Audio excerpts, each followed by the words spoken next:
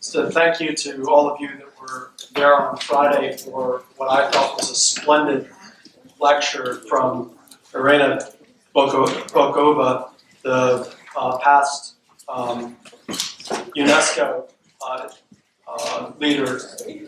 It was really an amazing lecture because she talked about a series of World Heritage monuments that had been destroyed by terrorism and other acts over the years, and the ways in which UNESCO, which is a really vital organization, is engaged in trying to make decisions and help for restoration or at least preservation of those monuments.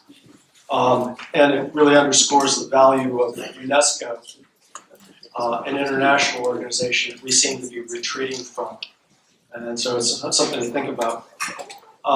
Before I introduce the introducers to tonight's lecture, I want to talk just very briefly about the remainder of the lecture series for the spring. So the next major event will take place on April 4th. It's the Lombardo lecture. John Torty and Tom Gallus are going to be delivering that lecture. I'm not sure if they're going to do it as a tag team or if John or Tom is going to do it, but it's really in celebration of the monograph that they just came out with, celebrating their work and as John has said to me many times, made possible by many, many Maryland alums who have worked in that office. That's on April 4th, that's the Lombardo lecture. On April 13th, the first ever research symposium celebrating the 50th anniversary of the School of Architecture, Planning, and Preservation will be held as a day-long celebration. All of you will participate in that. Classes that day will not be canceled, they'll simply be transferred into the various sessions, and we'll have a way to keep track of signing you guys in so that you receive credit for your time there. So we'll make sure it's well attended. The beauty of this is that you can participate.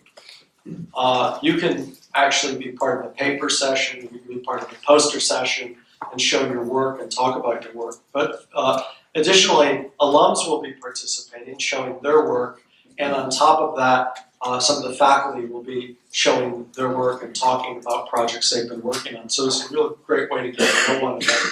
I understand also on that date, later in the evening, there'll be a great celebration called the Beaux-Arts Ball. And I understand, it's not that night? Sorry? Not that evening. Okay, but look for the date in the book. Another evening. Okay, so that's changed. Then, so we'll scratch that, but be aware of the Beaux-Arts Ball, it will be happening.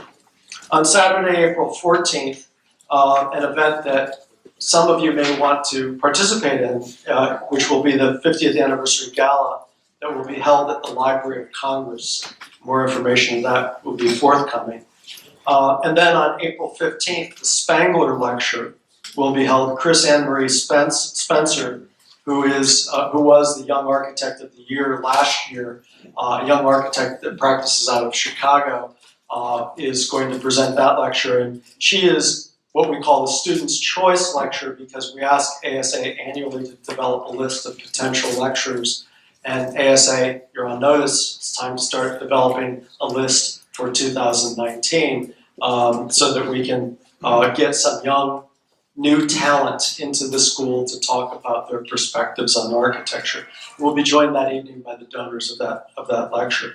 And finally, on May 2nd, the Lefrak Lecture, which will feature Richard Rothstein. More information about that will be forthcoming. Tonight, we're going to, I've been kind of stalling here because the donor for tonight's lecture, Abigail Williamson, has not yet arrived. But we have to keep going so that we get you guys off to your various dinners on time. Tonight, we're celebrating the life and career of a very extraordinary person, John Weavenson. And the slides that have been running on the screen as you've come in and are still up behind me are a kind of introduction to this highly principled man who taught here at the School of Architecture at its inception and really sort of formed a sort of social consciousness for the school very early on, hopefully threads of which continue today. And that his legacy has recently been recognized in none other than Turp magazine. This month's Turp magazine features a whole section talking about Wiebenson and his contributions to particularly a project that probably those of us that are older know about, Resurrection City, which was in conjunction with the March on Washington, the Poor People's March on Washington that took place in 1968. And it was really an amazing project where he helped organize and actually build the shelters for these people who came to Washington and who clearly needed a place to stay because they were not people of means. They could not stay at the expensive accommodations in DC. So there's a wonderful article that talks about him, talks about architect as advocate and activist. And we might want to think about that kind of topic today, particularly as things become more and more dire. So it's with that that I'd like to turn over the podium tonight to William and to Ryan, who are our leaders of NOMAS, and have them do the introduction to the lecture. So you guys come up here and have the Kroner microphone. I'll pitch yourself.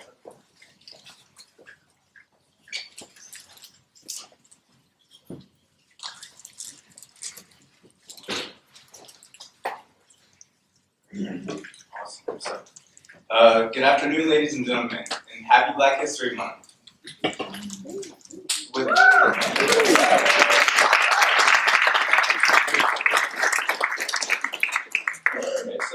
With this being the first lecture of this semester, we are proud to honor the late John Wiebenson. John Wiebenson was a dedicated architect known widely throughout the social service and urban planning community. He is widely recognized for his work in creating cheerful, low-cost spaces for local soup kitchens, counseling centers, and was an active participant in local preservation efforts. We want to welcome his wife, who isn't here yet, but Abigail Wiebenson, who is here today with us celebrating the life and work of her husband. As students studying to make our mark on the world of design, we look to your husband's values of equity, accessibility, and compassion to create a better tomorrow for not some, but all. Good afternoon, everyone. My name is William Howard Ayers, and this is Ryan McDonald, and together we are the presidents of the National Organization for Minority Architecture Students, also known as NOMAS.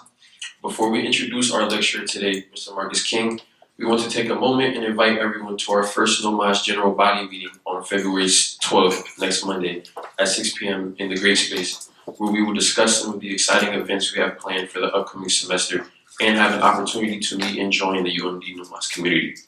With that being said, we're excited to introduce to you our celebrated lecturer for the evening, Mr. Marques King.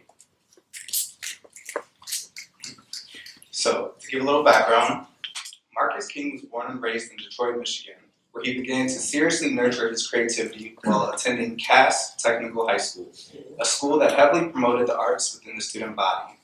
He later attended Lawrence Technological University, where he received his Bachelor of Science in both Architecture and Construction Management. He held different jobs ranging from cabinet maker to structural steel draftsman, before making the decision to attend the University of Maryland for his graduate studies. His graduate thesis was entitled Deconstructing Architecture, where he questioned the application of urban deconstruction as a means to salvage physical history in a city that must shrink to survive, using his hometown Detroit as the testing ground. Upon graduating from Maryland in 2014, he immediately began working for renowned urban designer Diru Tadani, where he was instrumental in many planning projects such as the Seaside Noli Plan, Lu City Center Master Plan in Nanjing, China, and the recently codified West Side Atlanta Neighborhood Master Plan, all of which have received new urbanism awards as well as many others. Currently, he works for the award-winning firm Bonstra Harrison Architects in Washington, D.C. as a licensed architect and has worked on a variety of complex multi-family residential and mixed-use projects all over D.C. His personal passion and desire as an architect and urban designer to work toward a brighter future where everyone has access to a sustainable lifestyle regardless of social status, is a dignifying one and a trait that we in UMass are very inspired by. Please join us in giving a warm welcome and round of applause for our guest speaker and fellow alum, Mr. Marques King.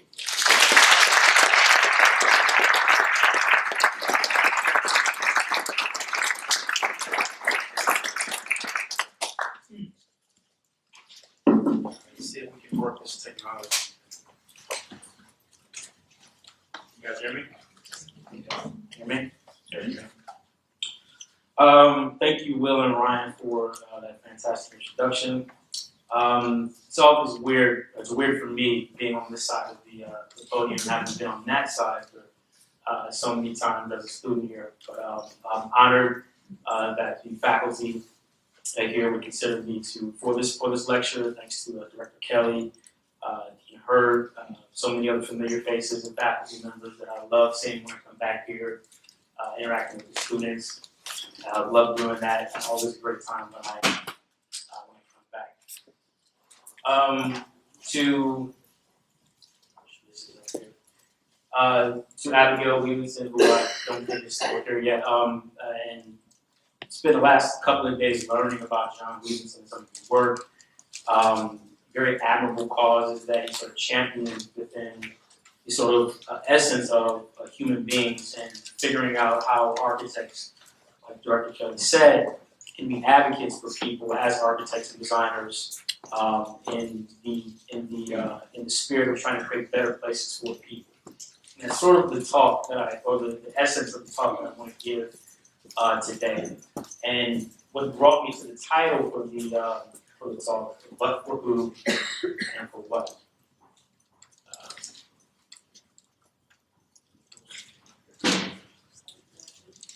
So to begin this talk, I really want to try to flip a paradigm that most of us sort of evaluate the quality of cities by, and that's essentially money. We all know the maximum time is money. We've heard people talk about it in movies. We've heard people talk about it in songs. Perhaps your favorite person in business that you admire has used this phrase. I'm sure you've used it. I know I have. And it really equates these two things that I think are equivalent. Money, on one hand, is something that we create. It's something that can have value, lose value, gain value. We can destroy it. At some point in time, it may not be worth anything. Whereas time, on the other hand, is something that we can't create. It's something that all of us have, and we don't know how much we do have. But we can't create it. Once you spend your time, you can't get it back, as far as I know now. So, what if we actually analyzed and quantified the successfulness of a city based not on money and economics, but based on how people are forced to spend their time within the cities that we create? And that's essentially what we're going to talk about now. Or at least on the early part of this lecture, using the paradigm that time is not equivalent to money, but time is greater than money, the ultimate commodity. And based on that evaluative factors, how can we evaluate the quality of lives that we're creating for people in the cities that we're creating as a byproduct? So, taking the concept of time, and I've broken it down into 4 primary categories. There are obviously more, and you can add other subcategories to this. But I think these 4 categories sort of essentialize the basic human life as we move and interact with the cities and environments, those environments that we live in.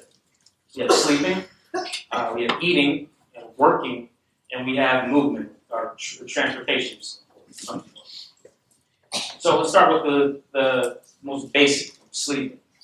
Experts agree that human beings need anywhere from 6.5 to 8 hours of sleep per day to function properly, no more, no less. If we take an average, say 7 hours of sleep a day, and we extend that over the course of a 78-year life, which is roundabout the average lifespan of a person here in the United States of America, you will spend almost 30% of your life doing absolutely nothing, sleep. It's a big chunk of time already taken out of the amount of time that we already have. Right? Big chunk. For most of us, sleeping, I'm sure, looks like this. Nice, deep sleep, type of sleep where you kind of get that piece of drool coming out the side of your mouth, and it's a real nice, deep sleep. For you guys, And for me, back in the day, I'm sure sleep looked something like this. So get it where you can. Any semi-horizontal surface you can find is good enough for sleeping, right? We've taken a big chunk out of the time that we actually have because of sleep. Now let's move on to the next quadrant, which is eating. Something that I'm sure a lot of us in here love to do. I know it's one of my favorite things. Experts agree that in the United States, we spend a little over an hour a day in the act, engaging in the act of eating and drinking for nourishment and health purposes. In other parts of the Western world, and indeed a lot of parts of the Eastern world, they spend a significantly more amount of time actually eating. In fact, in France, there were studies done that quantified that Parisians or French people spend about 3 hours and 30 minutes a day engaging in the act of eating. Now, there are a lot of health benefits to this. And when you extend a meal over the course of an hour or so, instead of a couple of minutes, that allows the body to better metabolize the nutrients that you're giving. And when you actually sit down and have a meal, this has all sorts of social aspects and social benefits that go along with it. What a great way to actually spend some time. You're having a meal, nourishing your body, and also fortifying your spirit and your mental capacity as well. Right? Sadly, this is not the case in the United States of America. We like our meals on the go. We like our meals to be portable just like us, and we like our meals to be conducive to the egregious schedules that most of us live. Right? But with regards to eating, it's not only about the amount of time or the swiftness with which we engage in the act of eating, but it's also about the types of things that we eat.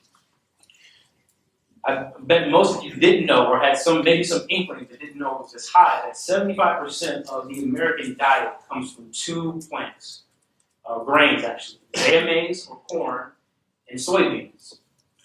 Now, this is not the greatest for 2 reasons. When you base a diet only on 2 plants, you limit your body from the variety of nutrients that we need to produce a healthy physiological and biological body. Right?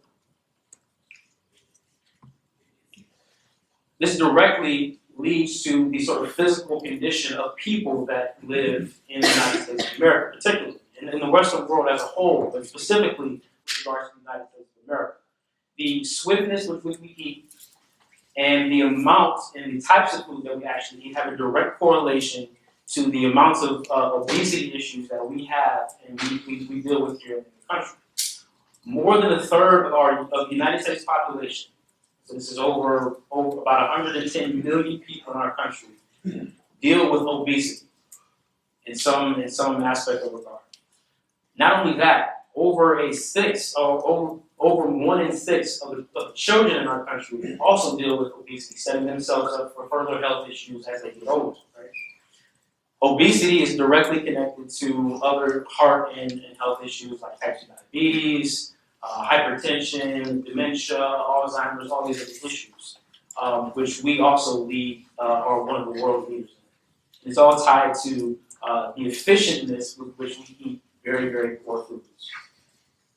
But we save a lot of time. We only take about an hour a day to actually eat this food. So obviously there's a lot of time left over to work, get that out the way, move around, get that out the way, and we have time left over to spend doing things that we love, the people that we love, and doing the things that we love, right? Obviously. Not so fast. Let's keep going. Movement. On average, a person in the United States will spend about 101 minutes, that's roughly an hour and 40 minutes, a day in a car.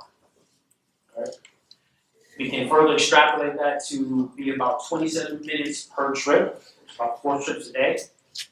Over the course of a 78-year lifespan, if you start driving at 18, you will spend about almost roughly 4.5 years of your life in a car. Right? What's more critical to note here is that the average meal is 22 minutes. We just previously discussed that, and the average trip is about 27 minutes. Almost the same, right? Which makes this next image that much more funny and accurate, right? Because of the swiftness with which we eat our food, we need to eat our food, and the amount of time and the conduits through which we actually move around in the city, we start to see these linkages between these two essential aspects of our life. Right? For most of you may not think that this number, an hour and 40 minutes in a car a day, is a very astronomical number, and that could be debated.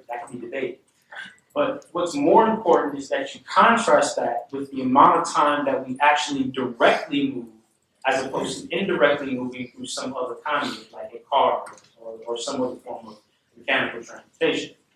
Experts agree that as human beings, we need as a basic minimum 2 hours and 30 minutes a week of some sort of moderate aerobic activity. So that comes out to a figure of about 20 minutes of aerobic activity a day. Okay? And this can be any form of moderately aerobic activity. It can be whatever you like, P90X, if you're a runner, like doing Zumba, yoga, any sort of activity that moderately gets your heart pumping. We need at least 2 hours and 30 minutes doing that. Right? Sadly, almost half of the U.S. population does not get the amount of basic movement that we need as human beings to keep our joints fresh, to keep our heart pumping correctly. Almost half of our population does not get the required amount of physical activity. Of that 50%, 38% of people are considered to be completely inactive. Right?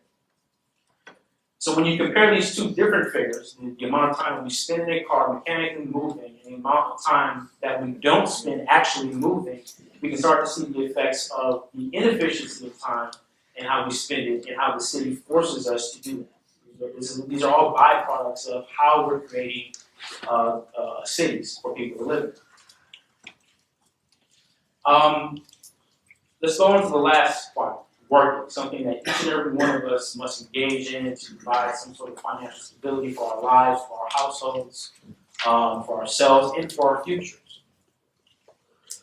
In 1840, the average amount of hours in a workday was about 69 hours a day. And now, people in here, you can find that actually astronomical, right? And through many social clauses, we've gotten that down to about a 40-hour work week. In 2016, the average number of hours in a work week is about 42.5. So we've done a lot of work to get that down so people can have more humane lives. But what do you actually get for 42.5 hours in a work week? Right? Is that sufficient enough in terms of the amount of money that you're able to generate through that work, whatever you do, to support your life sufficiently? Right? Is that enough money? And the time that you're spending in that, whatever that work is that enough money to support your necessities, to save up for the future, and to just enjoy life? Let's look at some of the figures. In the middle, the dark shade there is what experts believe through various studies and surveys that the average household will need to make in order to live in the 25 most populated metro areas in the United States. Now, this considers what you need for your necessities, rent, groceries, mortgage, whatever, insurances. It also accounts for how much you need to save for future and major life events, saving for a college fund, maybe, or saving for retirement. And it also accounts for 10 to 15% to simply enjoy yourself and the fruits of your labor. Or somewhere around $76,000. The median household income in the United States of America is around $50,000. If you were a person on minimum wage, you would make somewhere around $15,000. Even if you did up the minimum wage to $15 an hour, which is what people are calling for today, you would only make about $30,000, which is significantly lower than what experts are saying is required to live sufficiently in an urban environment.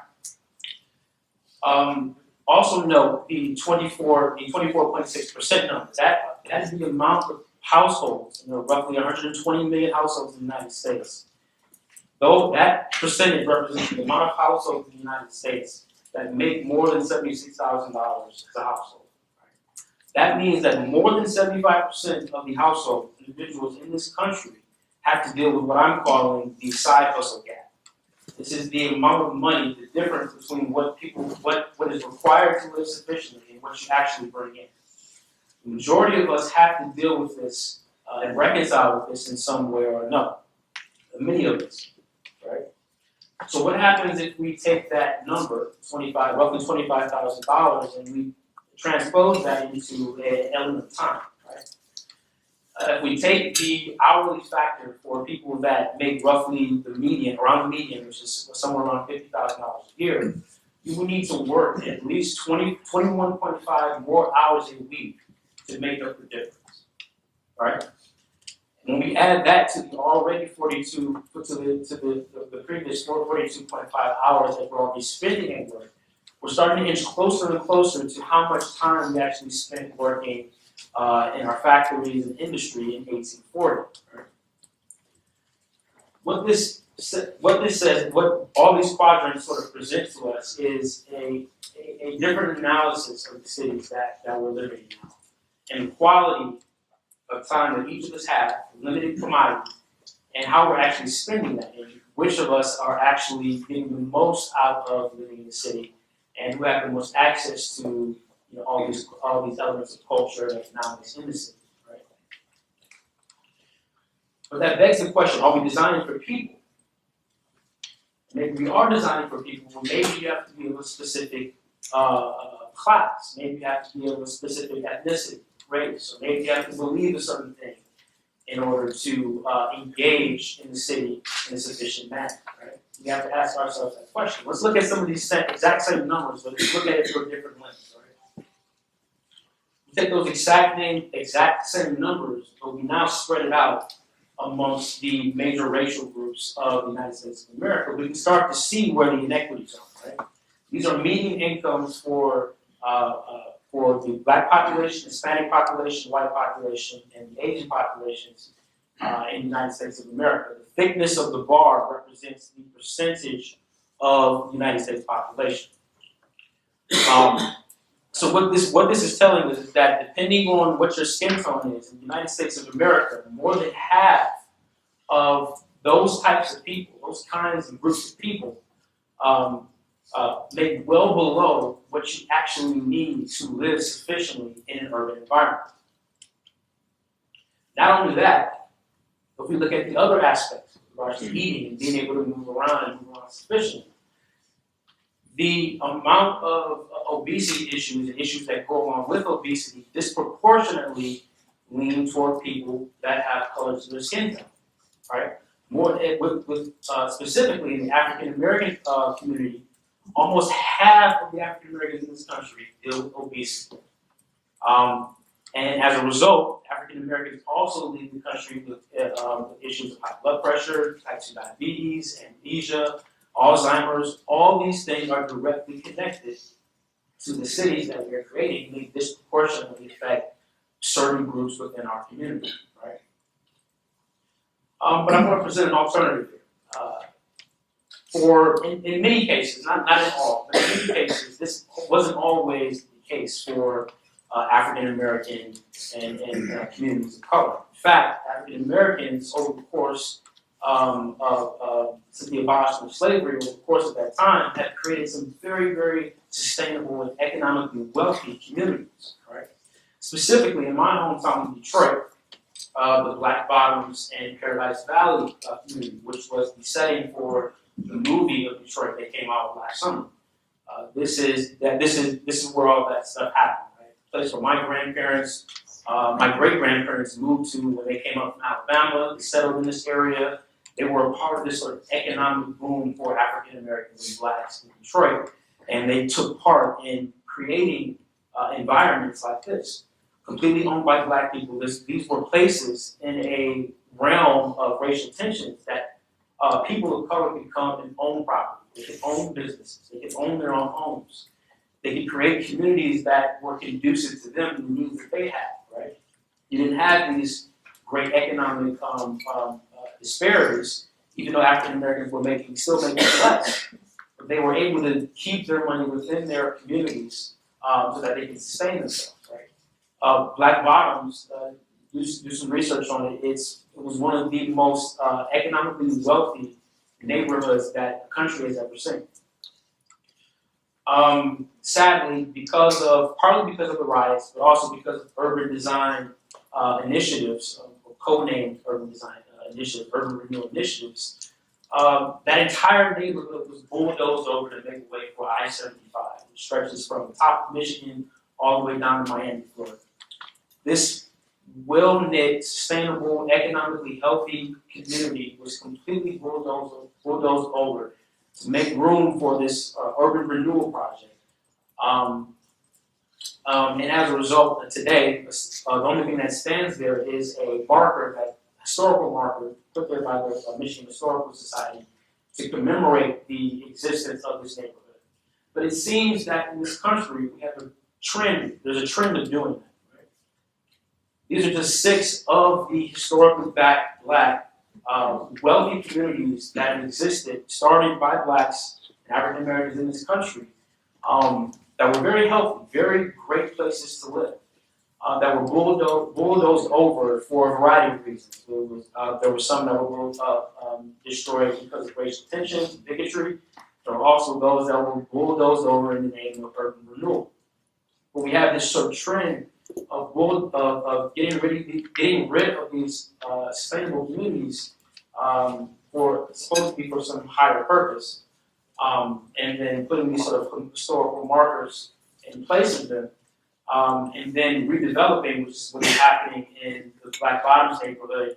But the people that made that place what it is, historically significant, if you will, are not necessarily the ones that are able to engage in this new development, right?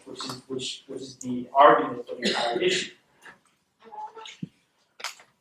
But this is not a uniquely black issue, right? We all know that. This is not an American issue. This is a people issue. We can look at the news and figure out and see just all of the disparities that are happening to all different types of groups of people across the world. One that comes to mind off the top is the treatment of the Rohingya Muslims in Myanmar, right?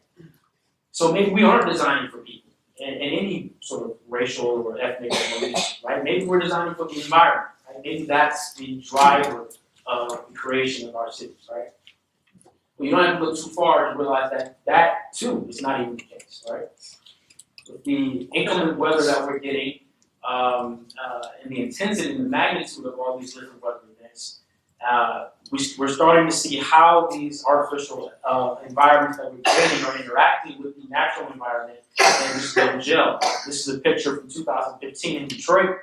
That same freeway that bulldozed over the neighborhood, the Black Bottoms neighborhood, flooded. These are the waters subsiding. The waters were at the top of the overpass there.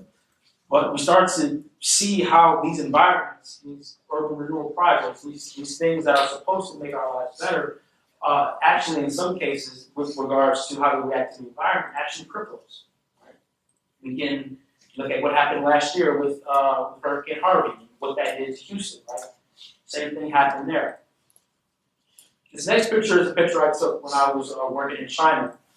This is from our site looking across the river. And this is actually not a rainy day. This is small. This is the amount of all the stuff that's in the earth is from the amount and intensity of development that's happening there, coupled with the intense amount of new drivers that are being put on the roads in what is currently the most populated country on the planet. So 1.3, 1.5 billion people, something like that, right? But we're starting to see how this intensity of development is actually affecting our environment.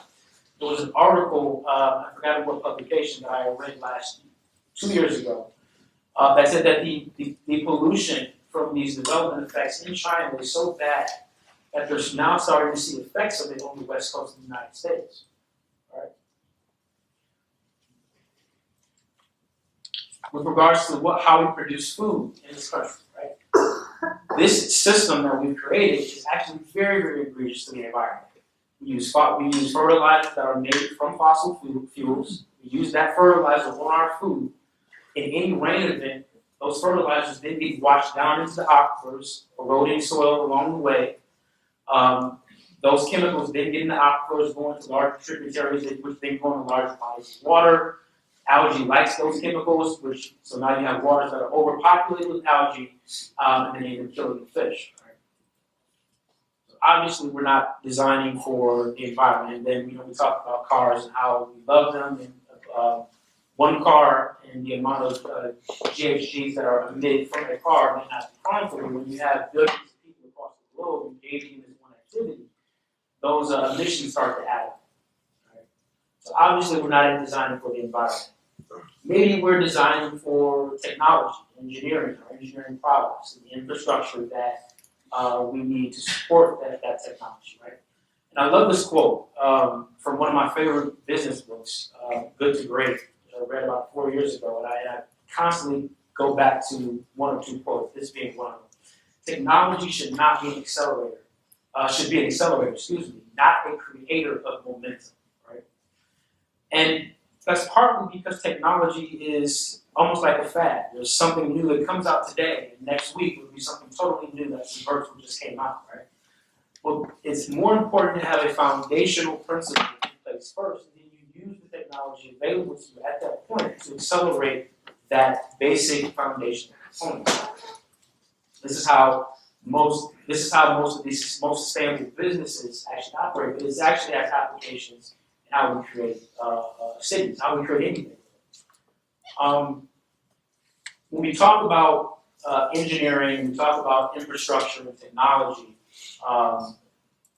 we have to talk about the 20th century. Specifically, we have to talk about from the 1920s era. A lot of modernist architects were beginning to re-envision what our cities would look like with all these new technological advances that were happening at the time.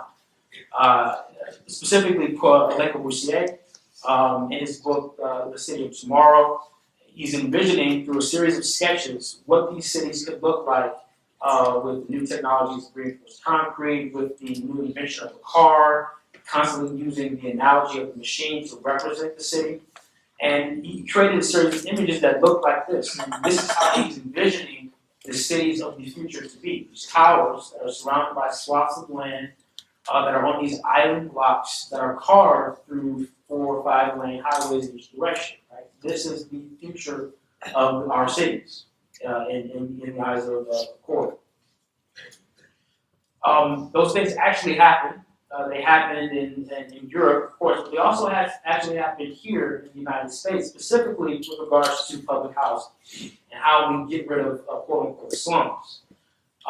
This is an instance of public housing in Detroit. These are actually the towers that were built to replace that very sustainable neighborhood that used to exist for African Americans and Black people in Detroit.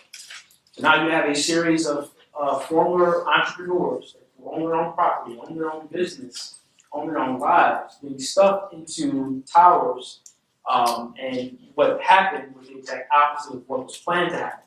You have these concentrations of poverty, concentrations of drugs, and all of the various things, right? Notice the similarity between the two. The carbon copy, the exact same thing. Right? This, in the 1920s, this was the vision of in the future of our cities. And now today, these towers do not exist. We have built those 2 years ago, right, to make room for the new development, urban development.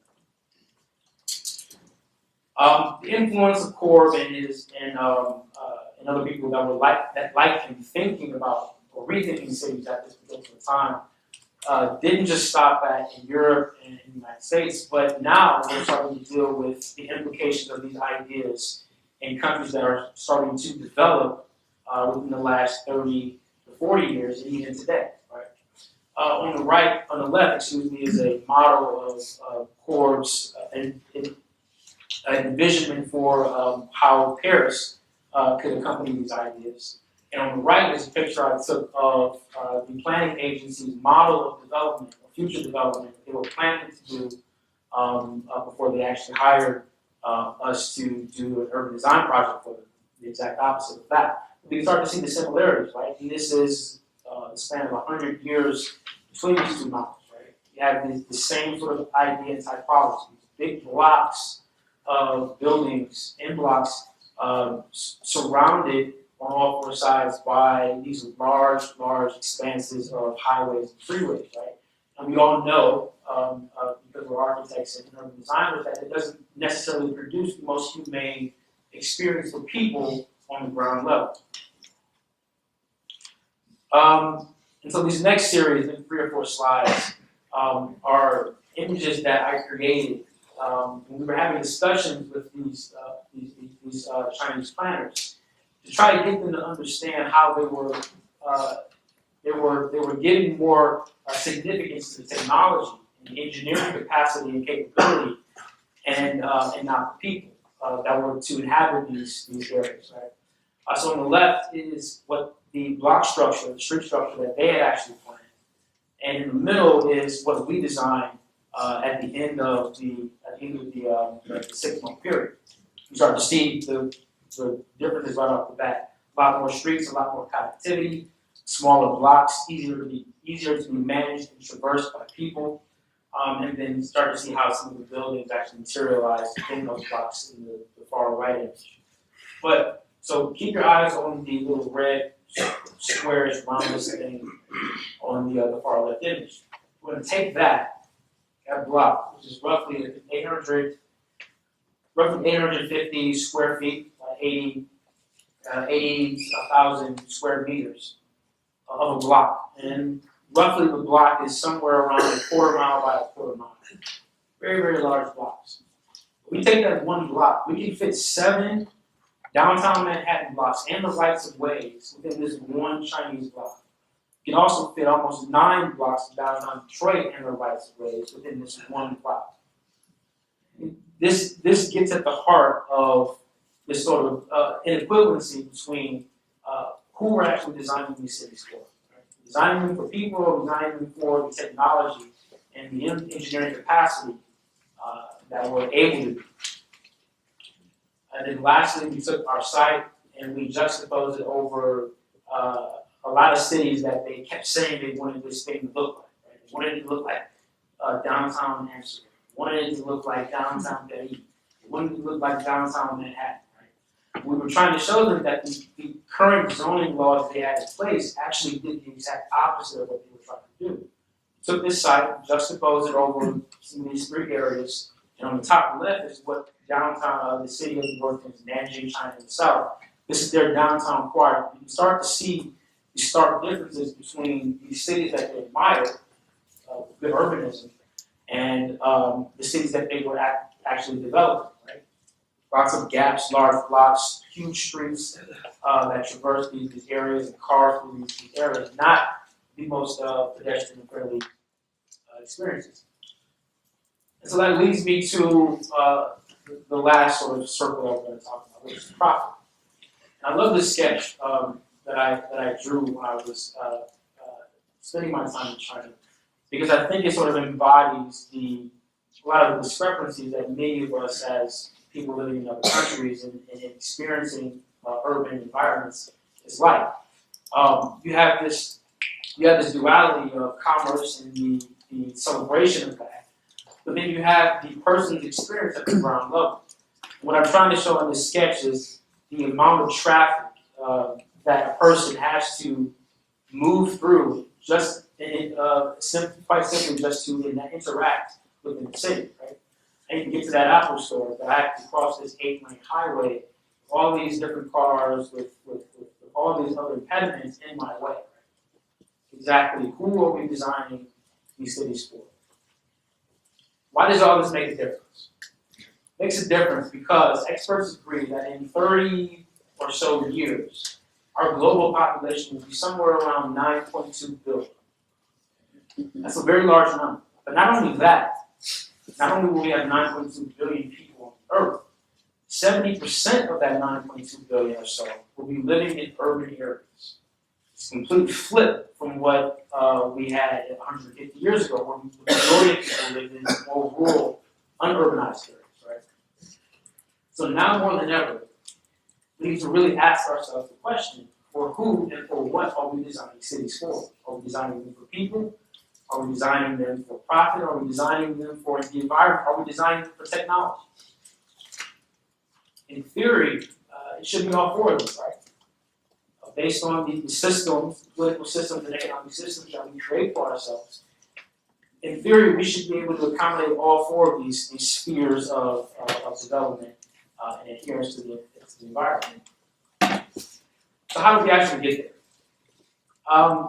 Personally, I don't have the answer, but I do have a couple of suggestions for how we can start to find and develop a framework to solve these issues that we're dealing with now and that are going to be intensified in the not too distant future. The first suggestion, I think, is a very basic one that I think we're starting to attack now. And that is that the people that are making decisions in the cities that we're creating need to be reflective of the populations of the world and the populations of people that have different and a diversity of experiences within the city. And this is across all expanses of different racial and ethnic groups. But I'm going to pick on the architecture community because it's one that we can all relate to. There are roughly almost 110,000 architects licensed in the United States and the territories. 2% of those, that 110,000 about, are Black or African American, identifies as Black or African American. 0.3% are Black women. Only 18% are women across the board. Right? So we start to see these clear discrepancies between who is actually making decisions for the cities that the entire world is living in. Right? This is something that we have to change going forward. I don't completely blame the academy for that. Part of the issue is that people that grow up in urban environments of mostly Black neighborhoods don't know that professions like architecture are available to them. That's not something that's readily taught and viewed as an acceptable profession in neighborhoods where you have predominantly African American or Black individuals. Me personally, it wasn't something that was impressed upon me. It was something that I stumbled upon and grew a liking to. But there were no classes of architecture or people that taught you how to go through and navigate the process of becoming an architect. It's just not something that is typical in the education of these particular communities. A colleague of mine, Michael Ford, who's also from Detroit, Highland Park, created a couple of years ago this organization called the Hip Hop Architecture Camp, where he goes to middle schools and high schools across the nation. I think it's through the AIA. And he goes into these schools and he teaches these kids about the profession of architecture and uses the medium of hip hop to instruct them. So hip hop culture, hip hop music, art, and uses that as a conduit to teach these kids about the profession of architecture, presenting it to them as a viable career path that they too can participate in. He's gotten fantastic response all across the board, and this is a great first step toward remedying these sort of inequities between who was able to make decisions with regards to the built environment. But my last suggestion, and I'm going to read from this here to finish this off. However, my last suggestion is based on strong precedent. It calls for us as a human race to really take a strong look at the way we used to design cities and communities and dense civilizations.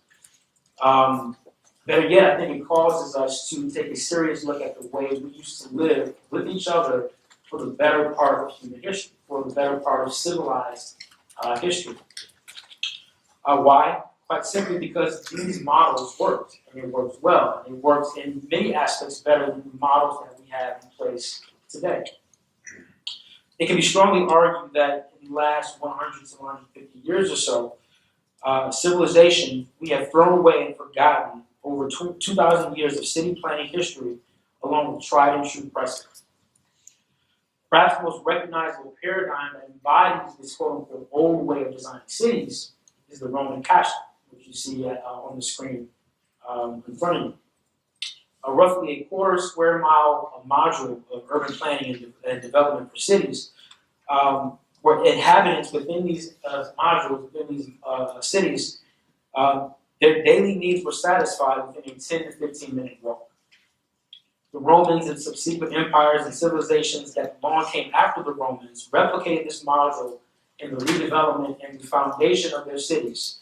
Again, quite frankly, because they work and it worked very well. These modules are the epitome of sustainability. Now, this is not to say that we need to go back to these exact models verbatim, but instead of throwing these away, we need to take a look at what actually worked and worked for thousands of years and figure out how we can implement those aspects of living and habitation and cohabitation with each other and use the technology that we have available to us today to improve those models, right?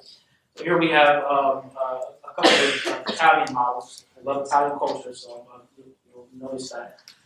You have Como, you have Firenze, and you have Marsala in Sicily, right? All models that were based and founded off of this quarter square mile module, right? Many of the European and the colonial settlements of the United States of America were founded off of this quarter mile module, right? Again, because it worked, and it worked very well. These precedents, in general, are less invasive on the environment. They prevented human beings from doing the exact same. They allowed for a more improved physical and social lifestyle. And most importantly, I believe that they are more financially accessible by everyday hardworking people. And what that means is that it's easier for development to happen from within rather than from some large outside source, which is exactly how great neighborhoods grew in the first place. I feel this is very important because it gets at the heart of this entire equity and gentrification issue. Equity is tied to ownership. Ownership can be more easily had and managed by all diversities of people who use these older, more proven models of neighborhood development. Back in the day, these developments, these methods of development were fantastic models and fantastic ways for locals, entrepreneurs, and even immigrant families to build and spread a little wealth amongst themselves. Regular folks built a diversity of small-scale residential mixed-use buildings to populate these neighborhoods and to serve the diversity of needs amongst the neighbors that lived in these neighborhoods. Sadly, the financing for many of these types of buildings has become unnecessarily cumbersome, and zoning laws erroneously restricted the great diversity of creative building types that we once had and once existed in our neighborhoods. Nonetheless, it was these kinds of neighborhoods, with this compact method of planning communities, that average people were able to build for themselves a piece of wealth and freedom.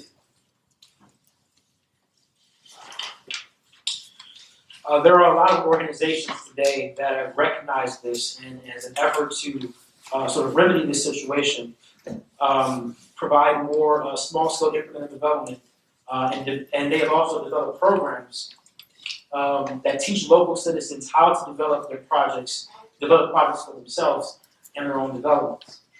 I'll quickly give a shout out to the Incremental Development Alliance because they're part of CNU and I somewhat know what they do.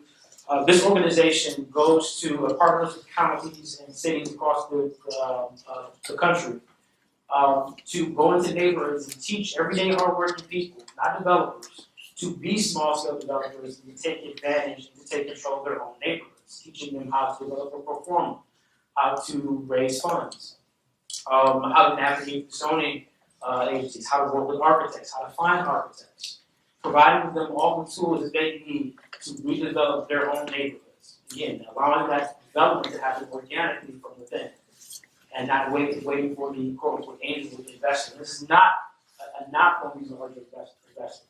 What this is a push to provide a supplement to what already happens and already happens with at a larger scale. Right? And so I'll end with this. We now know that the human race has more knowledge, power, and intelligence than we've ever had in human history.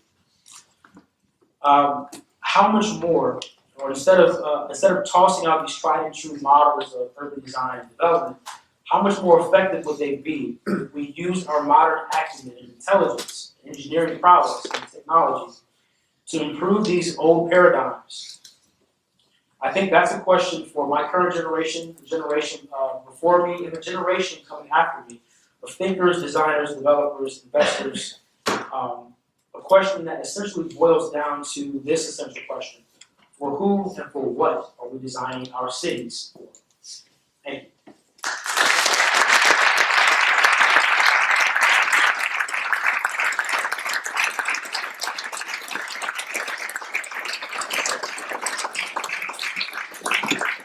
Marques, that was really splendid.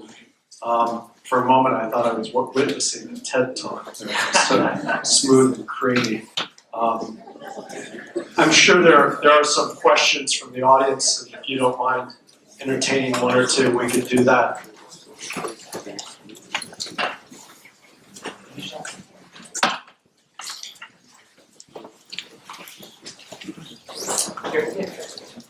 You're talking about the right use,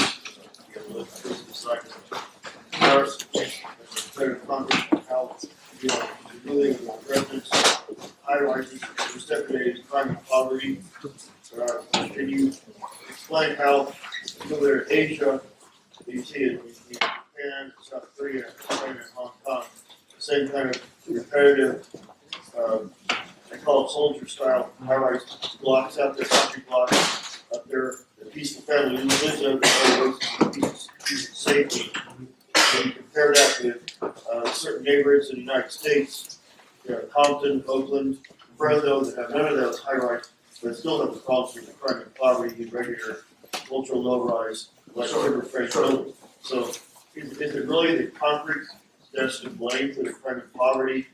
Or is it something else? Like Corpus, do you blame for the crime and poverty in the concrete buildings? Or is it, why Yeah, no, does it work in Asia but not here? That's a great question. I actually had a slide here that I took out where I showed some of the lower scale models of urban development and how you still had these issues, like you were saying, poverty and crime and all that. The argument here that I'm trying to present is that there were things that were working before we introduced this model that we completely got rid of, right? Now, that's not to say that there weren't issues before, but it is to say that, for example, the elements of having everything you need within a smaller sort of realm of influence, that was something that worked, and that's something that exists previously in those former models before we introduced these sort of tower and park developments.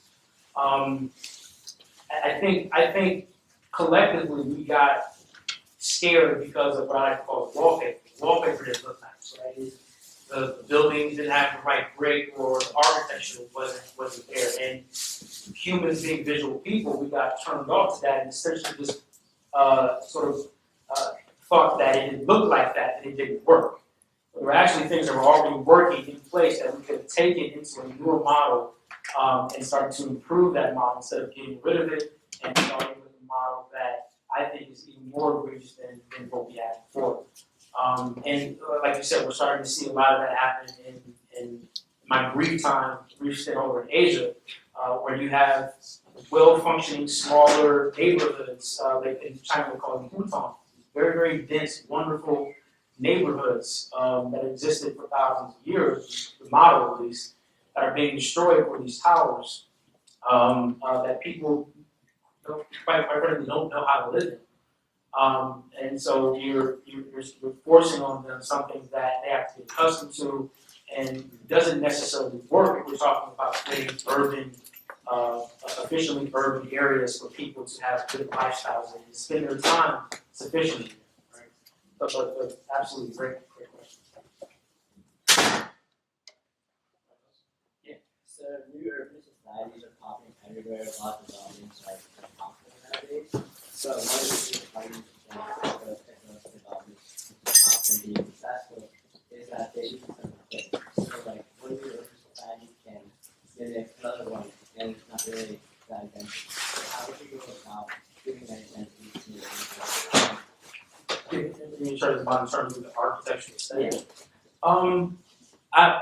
I consider myself to be a contextualist. So style is something, again, that's called wallpaper. There are foundational principles that I think are and should be ubiquitous regardless of where we are in this world, because we're all humans. Right? There's a certain scale that makes sense. There's a certain walking distance that makes sense, regardless of who you are. Right? Now we can change the wallpaper. I can do a classical building over here because it works there for the cultural implications within this context, but I can also transport that to something much more modern in a different environment because it works. But the formal principles just stay the same, right? And that's where the sort of architecture comes in, right? Where the creativity comes in. But if you don't have that foundation, again, which I think should be based on people, and how people use the space, then I don't think you have a sustainable community because it's not conducive to the people that are the genesis of why you're creating that civilization in the first place, right? And you can see that traced through a litany of societies that have came before us, right? You have the Romans and the Greeks who have their own sort of similar aesthetic, but the foundational principles of space and the creation of space were the exact same. Right? We're creating space, we're creating streets in a sequence of spaces, right? Which is more, in my opinion, a little bit more important than the wallpaper. Because the wallpaper will change with the times, right? It's like clothes. Right? One day, this designer is hot, and the next decade he's not. We go on to the next thing, right? Architectural styles are almost exactly analogous to that, right? You have to get the foundation correct first.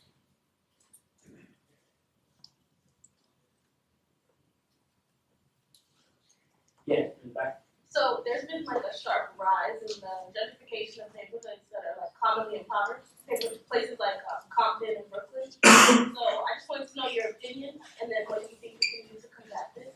And also, where are these people going? These people that are impoverished that are being kind of pushed out of their cities. Great question. I don't know what it is in California. I know in Detroit, there were there was a big homelessness issue that's still sort of prevailing, even now more so because Detroit is sort of the flavor of the year, so this hot neighborhood. My opinion about fighting gentrification is exactly how I ended the talk. I think if we empower people to develop neighborhoods for themselves, then you essentially combat or flip on its head sort of gentrification of a neighborhood, right? Because you're having that development come from within rather than from some outside source, and that doesn't really necessarily know the context or the sort of social ecosystem that already exists there, right? So if we can train people to develop a pro forma, look at a piece of empty land on their block where they live and say, oh, I can turn that into a duplex, or I can build a small neighborhood grocery store with a flat over the top of it, and I can do that myself. I think it's up for the next generation of planners and designers to put the infrastructure in place for that to happen. Right now, like I mentioned, in many places, DC is actually going progressive in this, and other places like Portland. The zoning laws don't allow for these buildings that we used to develop a long time ago, right? So we have the single family neighborhood and we have the downtown multi-family building, things that I work on in my office, right? But with regards to stuff that happens in the middle, it's very difficult to get that in a diversity of different building types in a neighborhood block because it has to be either a single family neighborhood and you have other people that say not in my backyard, or it has to be big block multi-family buildings. So we put the zoning laws in place to allow for diversity of building types in one neighborhood, in one place, and then allow and endow people with the tools to develop those types of buildings. I think we can start to fight gentrification. Because at the core, I don't believe gentrification is inherently bad. You're increasing the property values of the neighborhood, right? What the issue is that only certain people are allowed to participate in that increase of property value, right? So again, if we can give people the right tools to engage and participate in that, we can start to reverse those effects. Right? It's a much more active social effort that needs to happen, which is why I think some people are off put by it. Back there. I'm sure you're familiar with smart growth concepts. So, to what degree do you believe that social infrastructure such as public transportation plays a role in making sure that this dream comes to life? With regards to transportation? Well, in regards to social infrastructure such as parks, public Oh, absolutely. Oh, yeah, absolutely. I think parks and public spaces are integral to sustainable cities. If you look at any city that you admire, I would guarantee that they have some sort of well-functioning public space park system. Right? And again, that has precedent in some of these older models. We look at the Roman Castro model, right? We have public space at the heart of these environments, right? which has elements of its invention because of democracy and providing a place where people can gather and exchange ideas and refute and rebuttal against each other, right? So in that aspect, I believe that parks and public space have a very essential part to play in equity within cities, because it is that space where people can come for a respite, come to exchange ideas, come to exchange and interact in the realm of commerce. It's a very elemental aspect. The problem is, I think that with regards to, I'll speak from the African American perspective, you'll see African American neighborhoods across the country that have inadequate public space. Right? These are parks that are not policed properly or not maintained properly. No access to public space. The streets are not manicured or formed in a way that it makes it safe for people to walk. So, and that leads to the things I was talking about before with this issue of obesity and all these other things. So the environment, even though we may not recognize it, has a lot to do with these social issues and physical issues that a lot of people are dealing with, because their environment is not allowing for certain things that should happen within this environment. Marques, thank you so very much. You know, I think